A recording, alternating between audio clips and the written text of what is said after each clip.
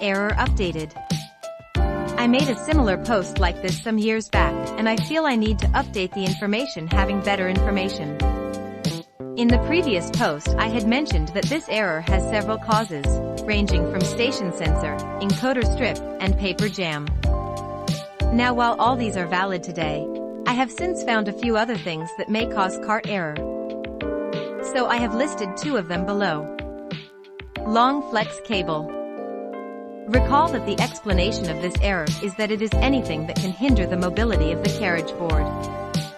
Well, it turns out that the long flex cable can actually impact the mobility of the carriage board. But why so? The reason is simple. The long flex cable is responsible for sending electronic signals to the carriage board. And when it doesn't get that initialization instruction, which primarily is attesting whether the motor is working on the x-axis, it returns a cart error. DC motor.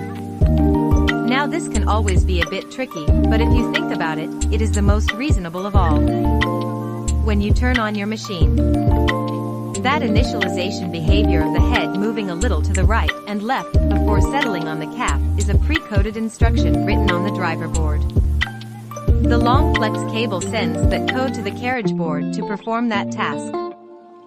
A simple instruction to move both to the left and to the right.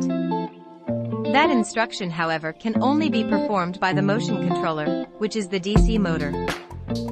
So if your DC motor is faulty, there is no other way to perform that task, so it returns the cart error. Of these 2 issues, however, the cable problem is the most subtle. And in my experience, unless you have these parts, there is no way you can know this particular problem. How can I know if this is the actual problem I am having? Here is a little clue to detecting if the motor is not the problem your machine is having this time. If you turn your machine on and the carriage board doesn't move at all, then returns the cart error. Then you know it may be a problem with the DC motor. But if it moves but doesn't settle on the capping station before it shows the error, then you know the DC motor is at least fine. But like I said, unless you have a spare flex cable, you may not be able to determine which part really is faulty. This brings me to the salient advised in this post. To have peace with large format machines, always buy the parts for storage. Because you may never know the day you'll need them. Now this is where we come in handy. We sell virtually all the parts of this machines and can sell them to you at fair enough price. So if you feel we have shown you value, you can support us by buying the parts from us. I hope this piece has helped you. Have a nice day, everyone.